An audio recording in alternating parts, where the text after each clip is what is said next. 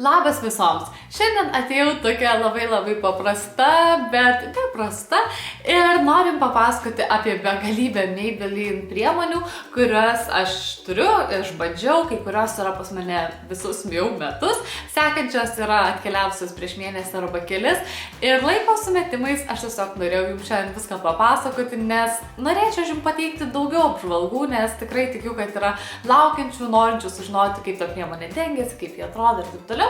Tačiau nesinoriu apkrauti savo puslapio vien Maybelline apžvalgomis, tai tiesiog sugalvojau, kad šis video būtų kaip tik ne pro šalį. Pasidarysim labai lengvą makiažą, štai tokį, kokį dabar matot, nes tikrai nenorėjau aš persikrauti ryškiomis spalvomis, kai už lango yra ruduo, antra, aš tikrai niekur neinu ir trečia, nenoriu namuose spindėti kaip kalėdinė eglutė. Tai aptarsim, sakau, kokį bent 20 priemonių prieš mane dabar jos visos tiesiog stovi ir laukia mano įvertinimo. Kai kurios labai patiks, kai kurios tokios bus, nežinau. Ir pabandysiu netgi šiek tiek palyginti kai kurias ir kaip visada turimus lūpdažius jums parodys, kaip atrodo ant lūpų, kad galėtume dar geriau matyti gyvai visą vaizdą. Mano patarimai jums, apžvalgos labai trumpos ir visas toksai pasirodymas, kad geriau matytumėte, ar reikia pirkti, ar nereikia. Tai ką, šokam tiesiai prie video.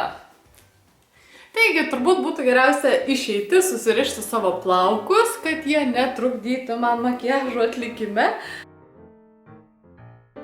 Taip, ir dabar aš tiesiog nuvalysiu savo veidą su turimu toniku, naudosiu iš miksą. Ir dabar norėčiau jums pristatyti priemonę, prieš tai, kad kol tiksliau išdžius mano veidas. Tai pasirūpinkime lūpomis ir naudosiu Maybelline Baby Lips Dr. Rescue lūpų balzamą ir jis man tikrai labai patinka. Apie jį visai neseniai rašiau apžvalgą ir išnagrinėjusi sudėti galiu pasakyti tai, kad jis nėra kažkokia gydančioji priemonė ar panašiai. Tiesiog profilaktiškai naudojant galima išvengti tų visų dalykų, kuriuos reikėtų gydyti. Ir man patinka dėl to, jog jis drėkina, neleidžia lūpoms ir sausėti, yra lengvas, toks neriebus, nelipnus, kaip ten, žinot, papučia į veidą vėjas ir lūpos ten sulipina visus plaukus ir jis lengvai šaldo lūpos. Tai manau, toms, kuriams patinka toksai efektas, bus kaip tik. Ir jis kelia tokią priklausomybę, kad pradėjusi naudoti, iš karto supratau, kad savęs pradedu klausinėti, kur mano Baby Lips, kur aš jį padėjau, jeigu aš jo nerandu vietoje. Tai reiškia, jis man tikrai patiko. Tada, kai veidas jau išdžiuvo, galime keliauti prie sekančios priemonės, apie kurią aš tikrai neketinu išsiplėsti labai, nes aš apie ją jau irgi taip pat seniausiai pasakoju ir tikrai ne pirmą kartą naudoju. Tai, kad mūsų makiažas išliktų kaip įmanoma ilgiau ir viskas dengtųsi ilgiau, panaudosiu Maybelline New Baby Skin makiažo bazę, kuri yra toksai visiškai grynas silikonas. Aš ją naudoju tuomet, kai mano veido oda būna truputėlį išsausėjusi ir matosi ant nosies tie visi čerpetojimai, arba prieš ruošdamasi kokiam nors video, kai noriu tikrai, kad viskas atrodytų nepriekaištingai ir kokia pikta moteriškė nepasakytų: Patricija, kaip negražiai atrodo tavo veidas. Tai va, tai tuomet jisai man tikrai labai pasiteisina. Jis yra skalsus, labai lengva padengti ir iš karto veidas toksai švelnesnis, tikrai akivaizdžiai liesti maloniau ir priemonės dengiasi kur kas geriau nei šiaip ant tokio veido. Šiaip jeigu nenaudočiau bazės, tikrai rinkčiausi hialurono serumą turimą, kuris sudrėkina veido odą ir taipogi leidžia makiažo priemonėms tiesiog man gražiau dengtis. Matosi, kad makiažo bazė tikrai nesuteikia kažkokio wow efekto, bet tiesiog viską truputėlį lengvai sulygina. Tai, kad mes paslėptume tai, ko mums nereikia ir tiesiog sulygintume veido spalvą, panaudosiu Maybelline Fit Me naujuosius makiažo pagrindus, kurie yra skirti normaliai arba riebiai odai. Ir iš savo praktikos galiu pasakyti, jog jokių būdų sausą odą turinčios merginos tikrai net nežiūrėtų jos, nes labai išryškina. Ir trumpai sakant apie priemonę, tai pačios pamatysit iš tikrųjų, kaip jis maskuoja, neketinu čia labai išsiplėsti. Tačiau, ką aš norėjau pasakyti, tai, kad šis makiažo pagrindas tikrai nėra tas, kur susilies su jūsų oda, ar ten bus net nematomas. Ne, jis yra matomas ir mums riebią odą turinčioms merginoms tikrai yra sunku gyventi, ar ne? Ir nepykit už mano dabar jau nešvarų beauty blenderį, prieš tai, kai filmavau, jis buvo idealiai švarus ir, tiesiog nepavyko, tai dabar panaudosiu dar kartą, po to žinoma, kad aš jį išplausiu. Kalbant apie atspalvius, viso jų, jeigu aš nesumeluosiu, yra 6 Lietuvoje, pasaulyje tikrai, man atrodo, jų yra daugiau. Ir pastebėjimas toks, kad vėlgi riebią odą turinčios merginos negali džiaugtis tuo, kad rastų idealiai tinkantį atspalvį būtent mūsų veido odai, nes visi kažkodėl, aš nežinau, kuris ingredientas paveikia tas priemonės, kad jos yra tamsesnės ir netgi kartais oksiduojasi. Tai aš stengiuosi tuomet rinktis tik tais patį šviesiausią atspalvį, nes kitaip tiesiog gausis tikrai viskas per ryškiai. Ir dabar reikėtų atkreipti dėmesį į tai, kad aš esu išsitepusi ant savaiminių įdegių, tad tikrai nesu ta baltaodė kaip visada ir naudoju šiuo metu patį šviesiausią rinkoje esantį makiažo pagrindą. Visgi liko matyti šiokių tokių trūkumų ir juos reikia užmaskuoti.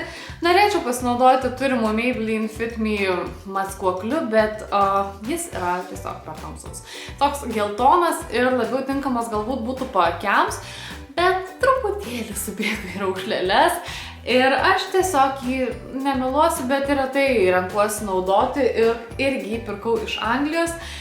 Tai ten, ta prasme, buvo pats šviesiausias pasirinkimas, bent iš tada, kai pirkau, ir nėra jis man toks šviesus kaip reikia. Ir galbūt nepaminėjau šią makiažo, taipogi bazę pirkau iš Anglijos, tiksliau būdama Anglijoje, ir žinau, kad Lietuvoje nėra. Ir ar tai yra priemonė, kuri mums dieve kaip jos reikia, tai to negaliu pasakyti, nes tiesiog aš nenaudoju makiažo bazių, bet kad priemonė yra tikrai nebloga ir tinkama pasiruošti renginiams, šventėms ar panašiai, kad veidas būtų lygesnis, tai tikrai pritariu. Bet kad išlaikytų makiažą ten labai ilgai, gal 1-2 valandas ir pratęsia, bet ten, kad jau labai būtų viskas super, tai tiesiog taip nėra. Bet šiaip man patinka naudoti būtent tam, dėl tų priežasčių, kurias aš jau prieš tai minėjau. Tai dabar aš tiesiog užmaskuosiu savo probleminės likusias vietas su turimu maskuokliu. Jis yra ne šios kompanijos, aš tiesiog nerodysiu, nes tiesiog aš norėjau šiandien apie Maybelline pasišnekėti ir tada viską išsisklaidysiu ir tuoj pat mes ir susitiksim.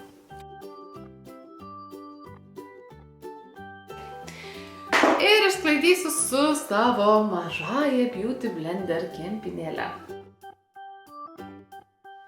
Taip, kai aš esu preliminariai patenkinta savo veiduku, tikrai nėra jis ten toks kaip kaukė, nors gal visai ir panašiai kaukė.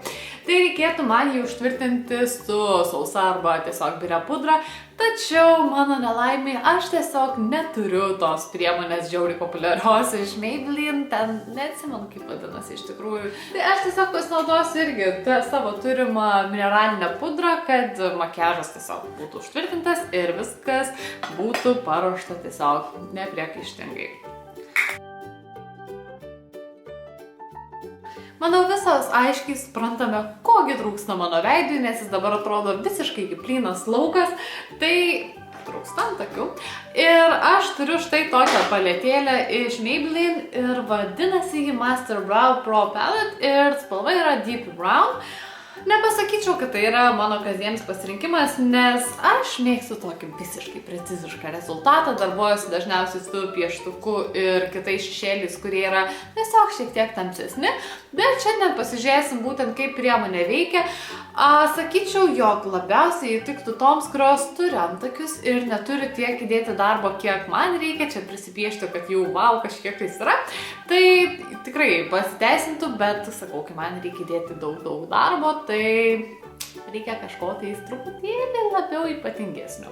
Tai išsišukuosiu savo antakius, kad pašalinčiau visus ten nereikalingus dalykėlius ir tuomet aplikuosiu mašką, kuris yra štai čia ir juo lengvai padengsiu savo antakius, truputėlį paformuosiu, kad būtų lengviau po to darbuotis ir kad šešėliai tiesiog geriau priliptų. Matot, šiokią tokią spalvą suteikia, bet tikrai neryškia, tai tiesiog nemanykit, kad vaško galėtų vienu užtekti, tai tikrai taip nėra. Taip, ir dabar laikas būtų šešėliams, jie yra per patį viduriuką, tokie birus truputėlį, bet kai yra vaško, tai viskas labai lengvai prilimpa. Matot, kad tikrai neblogai pigmentuoti, lengvai dengiasi, jokių pastangų didelių mums nereikia čionais.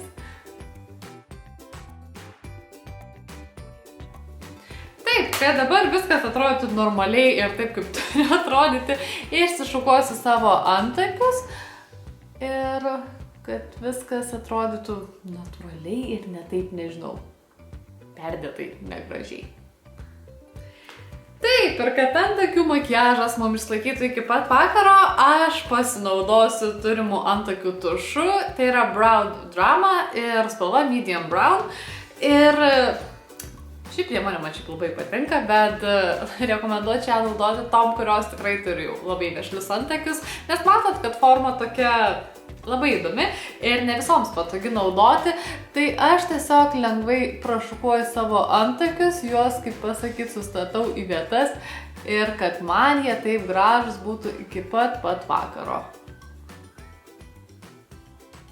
Pačios matot, kad šiandien jokių instagraminių antakių tikrai nebus ir netyčia išmečiau savo tušą ir megztinio, tai truputėlį ištepiau. Dabar reikėtų mums keliauti prie šešėlių ir turiu netgi dvi. Viena yra pirmtakė, kaip sakant, tai yra The Nudes, o kita yra The Blushed Nudes. Labai gaila iš tikrųjų. Ši šešėlių paletė pas mane yra iš Anglijos atsivežta ir man ji tikrai patinka. Ir ji yra pigmentuota ir su ja yra visiškai viskas gerai. Ir manau, kad vėlgi pasiteisina tas pats reikalas, kad Lietuvoje priemonės yra kažkokios keistos ir jos yra kitokios. Jos nėra tokios geros kaip iš užsienio. Tai man dar kartą patvirtino šitą paletę, kurią aš būtent turiu iš Lietuvos rinkos ir ji nėra pigmentuota. Spalvos yra tikrai labai nuostabios, bet jos nesidengia gražiai, neatrodo gražiai ir tiesiog su ja yra tiesiog grynas žaidimas ir man yra keista, kaip šioje paletėje yra tik viena, man atrodo, viena, kiek aš dabar matau matinę spalvą, su kuria netgi sėkmingai akies aš nepakilinsiu. Ir kad ir kiek aš bedengčiau, jos tikrai nesigauna tokios kaip paletėje, jie byra, jų tarpeliai yra per maži ir viskas tiesiog tokia baisi netvarka. Ir gaila, tikrai gaila. Tiesiog. Tai šiandien aš pasinaudosiu, kadangi nenoriu dar kartą sugadinti savo makiažo ir dar kartą eiti viską perfilmuoti, tai pasinaudosiu savo pirmtakę ir tiesiog su šia spalva pasidengsiu visą savo akies voką, kad sulyginčiau visą spalvą jo ir po to galėtume truputėlį pagilinti akį ir darbuotis ties jau kitais visais reikalais. Tiesa, dar atsimenu vieną dalyką, nepasakiau apie antakių paletę, tai yra šis dalykėlis, kuris turėtų būti skirtas išviesinti po antakių šias vieteles, bet ne, tikrai ne. Vyra tikrai nešviesina, nežinau tiesiog, kur dingsta visa ta spalva, tai tiesiog ne. Pirmas vaškas tikrai viskas jo yra gerai, šešėlio spalva yra gera, norėtųsi tik tais vietoj to jau išviesinančios priemonės, tiesiog turėti galbūt netgi dar šiek tiek tamsesnį patį šešėlį. Taip, ir akies pagilinimui aš naudosiu tiesiog įprastą tokią purvo spalvą ir šiek tiek labai nežymiai aš pagilinsiu savo akį, nes šiandien pagrindinis akcentas pas mane bus tik tais lūpos, tai akims tikrai nenoriu perdėti visko, kad nesigautų tiesiog kitoks dalykas, nei aš noriu.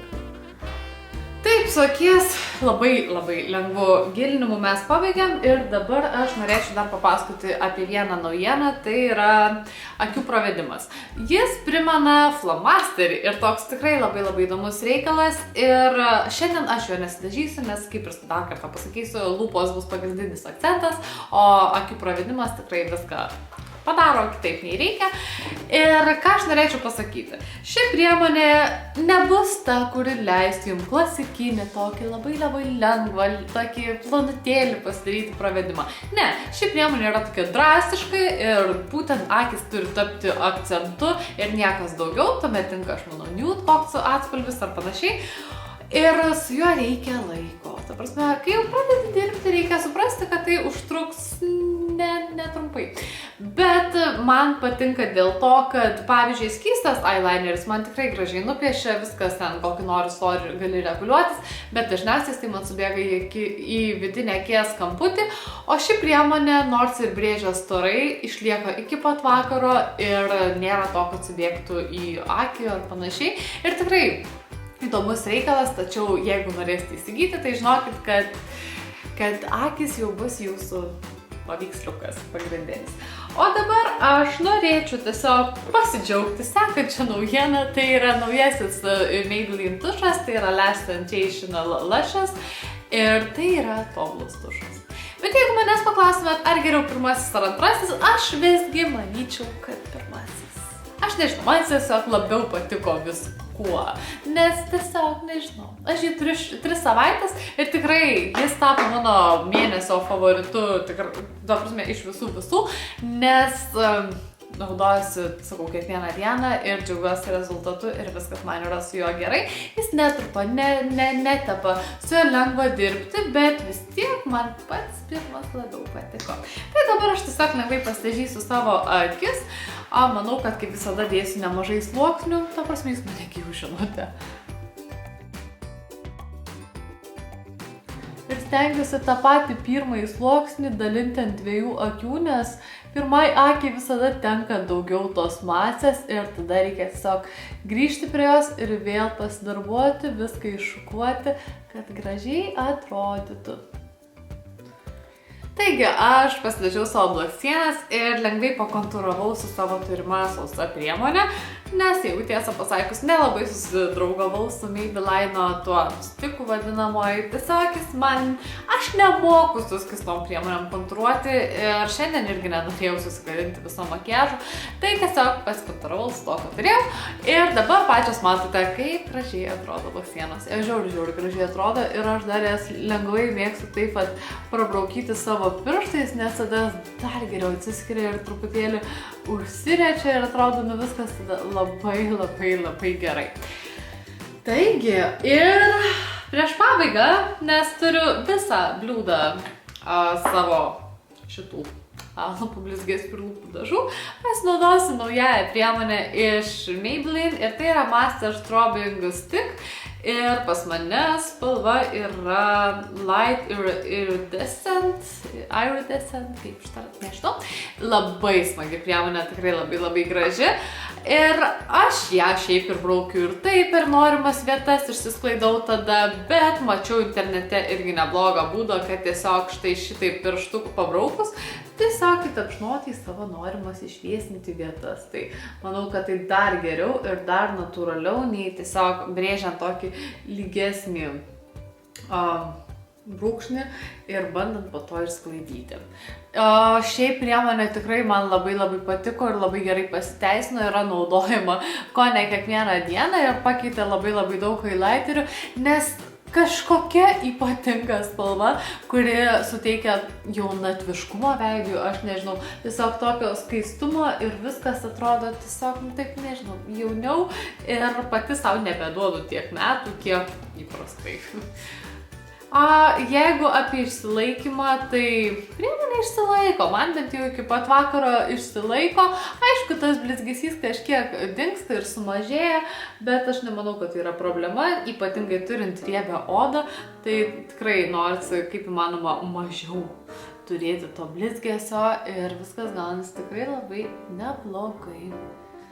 Taip, ir dabar mes galime keliauti prie lūpų dažų apžvalgos ir aš tikrai dabar neketinu tepliotis viskuo, tiesiog aš jums čia iš šono išlysiu ir parodysiu, kaip jie atrodo gyvai ant lūpų, o šiaip dabar papasakosiu truputėlį apie, gal iš pradžių mes galvoju pasirašykim lūpas ir tiesiog ramiai praleiskime laiką ir apkalbėkime visus galimus variantus. Aš galvoju, šiaip turiu tikrai daug priemonių, bet kadangi jūs jas visas pamatysite iš šono, tai tikrai nepergyvenu, kad kažką tais praleisim. Tai aš pasinaudosiu savo mėgstamiausią techniką, kadangi aš matau tikrai nenorėjau kažkokio labai didžiulio ir labai įspūdingo makiažo darytis, tiesiog tokio, kad galėčiau išeiti ir iki parduotuvės, nes kaip kartais dedu, tai man nepasirodo. Tai pasinaudosiu tą pačią techniką, kurią naudosiu ko ne kiekvieną dieną, tai yra apsibraukti su turimu lūpų kontūro pieštukų lūpas ir tuomet viską gražiai pasklaidysiu su turimu Baby Lips blizgesiu. Aišku, galėjau labiau pasistengti su plaukais, bet yra kaip yra. To ištiesim kojas ir pasikalbėsime apie produktus truputėlį plačiau, tuos, kuriuos turiu. Taigi, keliaukime prie lūpdažių ir dabar truputėlį lengvai apie Baby Lipsus.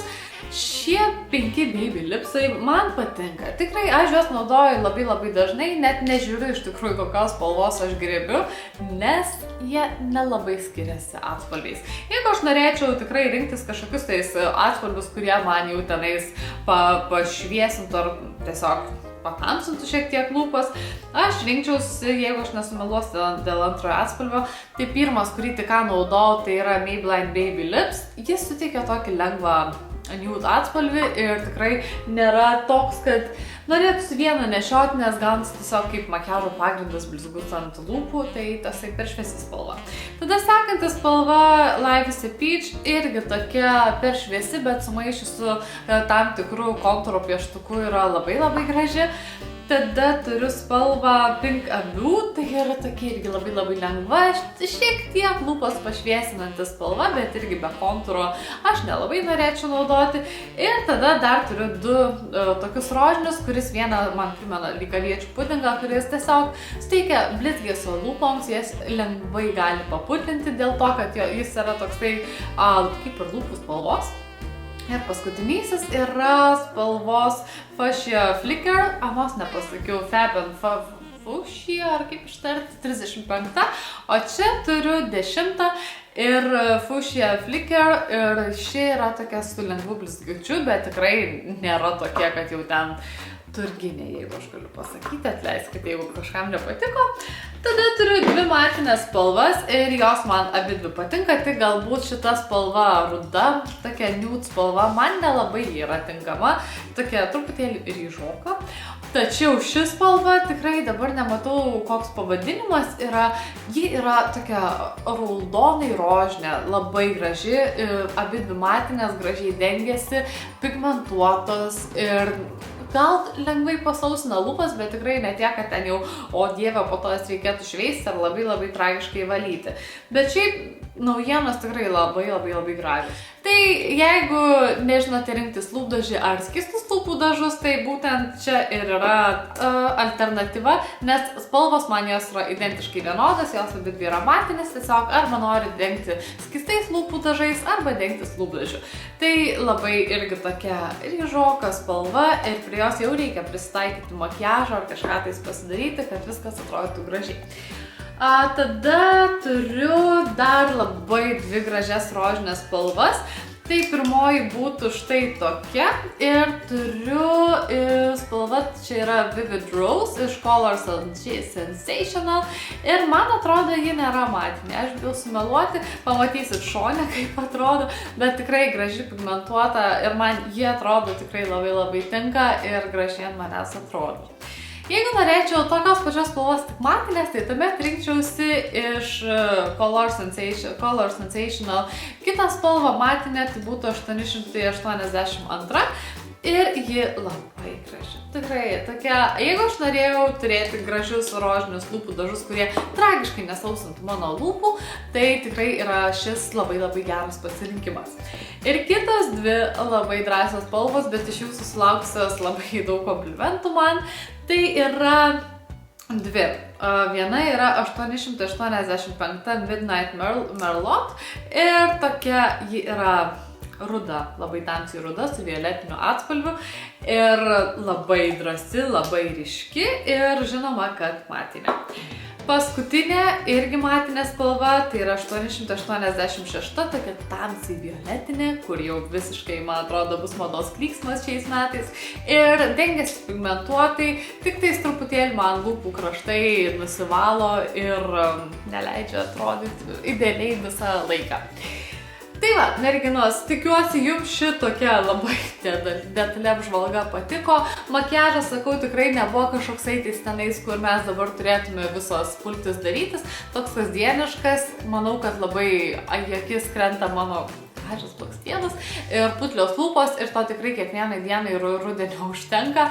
Ir nesinori man tiesiog visko veido perkrauti, bet vis tiek yra priemonių, apie kurias norėjau papasakoti. Tai tikiuosi padėjau jums apsispręsti, kurių produktų reikėtų, kurių nereikėtų, kurie jums galėtų tikti ir patikti, o kurie turėtų visai būti ne jūsų dėmesio centre ir taip toliau. Ir ką, noriu pasakyti visoms ačiū dar kartą už dėmesį, susimatysim penktadienį, kuomet jau aptarsime mano mėgstamiausias rugsėjo mėnesio priemonės ir galiu garantuoti, jog iš šių tikrai bus bent viena, gerai, bus dvi, kurios būtent pateks į tą video ir bus paminėtos tik tais geriausiais žodžiais. O dabar viskas, sakau jums gero vakaro, gerai pasilsėkit ir susimatysim penktadienį. Iki visoms!